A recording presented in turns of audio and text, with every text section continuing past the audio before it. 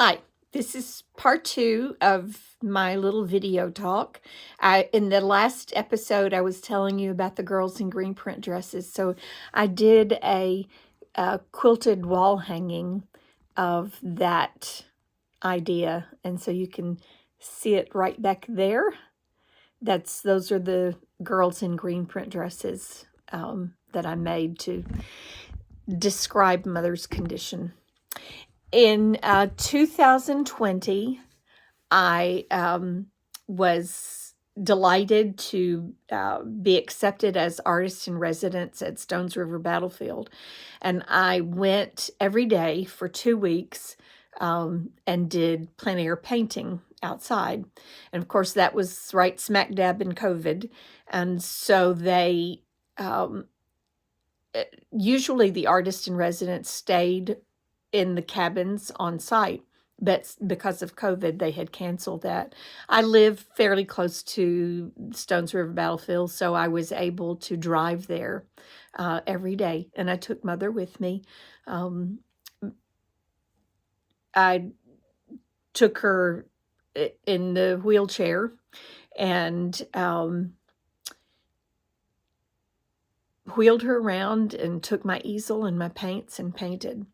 And it was during that week that I realized that her dementia was really progressing.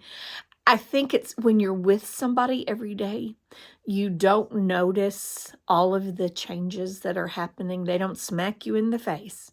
And my paternal grandmother was Buna Norval, and we all called her Mama Norval, and that's what Mother called her too, was Mama Norval. And as we were leaving the battlefield one day, Mother said, "Did we tell Mama Norval that we were leaving? Does she know where we are?" Now, my grandmother, Mama Norval, died in 1998 at the age of 100. So I was kind of surprised, but I just took a deep breath and smiled, and I said, "We did. She knows where we are. We told her." And she said, "Okay, good." So she was satisfied with that. Occasionally she would say, "I need to go home." And I would say, "Okay, at that point, I was still saying, okay, well, we're going to go this weekend or something. But then I began to realize that home was closer than, that she thought home was really close. And then in the spring of 2020, she broke her hip. And that was really another watershed moment. She did great with the surgery, but I couldn't be there at the hospital because of COVID. And I knew that I wouldn't be able to be with her in a rehab center, so I begged the doctors to let me bring her home, and we do home health and therapy at home, and we did that. But then she had to have a second surgery because the stem that they put in was too small, and it fell and it dropped down in her leg and caused another fracture, and so she had to have it done over. And so that, as you all know, surgeries and anesthesia do terrible things to your brain, and it just accelerated everything. I think that's part of what accelerated it. So up until this point, what did I do as a caregiver? Well, one, I tried to involve her in everything I did. When Carl and I would go out to eat with our friends, she went too. She was just like one of the family. The videos that I did helped so much because before we did the video, we'd talk about what we were going to do and talk about what we were going to make. And I would kind of encourage her throughout the video. I would ask leading questions that I knew that she would know the answer to. I tried to agree with her all the time. And that's that's so hard.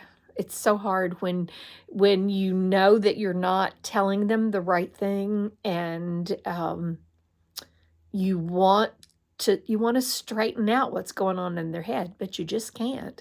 And so you just agree. And this did get much harder and much harder.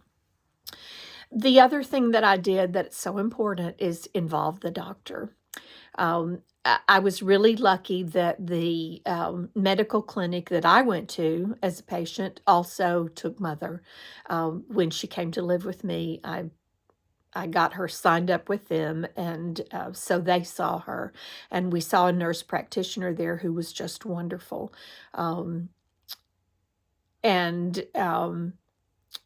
at some point, it probably was in late 2020, may have been 21. We were at her home, which is usually where she felt calm and settled and safe, and everything was great. We were at her home, and she woke up in the middle of the night screaming, thinking that somebody was trying to kill her. And then she decided that it was me. And so I was able to talk her off that ledge, and I called my husband in the middle of the night, and he helped to talk her off the ledge, and everything was fine. It turned out okay. But I couldn't have continued with that problem without the help of a medical professional who was able to medicate. I mean, sometimes you just have to medicate. And Mother did not like to take medicine. After she had her surgeries, and I would have to help her shower and get dressed and things like that. And one time I was helping her get dressed for bed, and we took off her bra, and out came all of her pills that she'd been hiding away because she wasn't going to take them. And I found them in pockets, and so then I knew that those I knew why those pills weren't working. The first time that I realized how bad her dementia had gotten was when I was helping her get dressed after a shower. And she looked up at me and she said, "Let me ask you something." And I said, "Okay." And she said, "Who are you?" And when I told her who I was, she cried. And I cried. I mean, I just thought my world had come to an end. But that's when I knew that that things were really bad. Sometimes I would try to reason with her, and like I said earlier, don't argue. It's not going to happen, and she can't help it, and there's nothing that I could do to fix it. She continued to worry about her mother and father being at home alone and nobody there to take care of them, and that she needed to go home so that she could take care of them. So I just continued to reassure her that they were fine and that we were going, and try to redirect. And you'll see redirect, as something you should do. But, at some point I kind of ran out of what to do for redirections.